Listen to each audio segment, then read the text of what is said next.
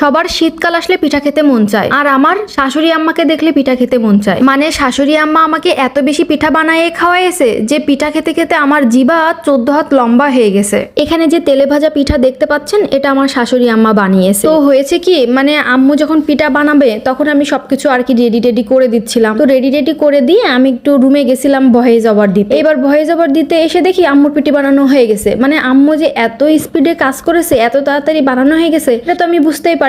এবার এখন আম্মুকে আমি এসে বলতেছি, আম্মু আপনার পিঠা বানানো শেষ? আম্মু বলতেছে হ্যাঁ আমার পিঠা বানানো শেষ। আমি আল্লাহ, আমি তো ভিডিও করতে চাইছিলাম। তা আম্মু আবার বলতেছে তুমি আমাকে বলে রাখবা না যে তুমি ভিডিও করবা, তাহলে তো আমি তোমাকে ডাক দিতাম। দেখবেন শাশুড়ি মা কিংবা নানি দাদিদের কাছে এক ফোঁটা খাবারের মূল্য অনেক বেশি। পিঠা বানানোর শেষে যে তেলটা বেঁচে থাকে আর পাত্রের গায়ে যে গোলাটা লেগে থাকে, এটা কিন্তু আমার শাশুড়ি মা কখনোই ফেলে দেন না। সেই তেল কড়াইতে অল্প অল্প করে দিয়ে আর সেই গোলাটুক দিয়ে আর এক রকমের পিঠা বানাই ফেলে। তবে এই পিঠারও একটা নাম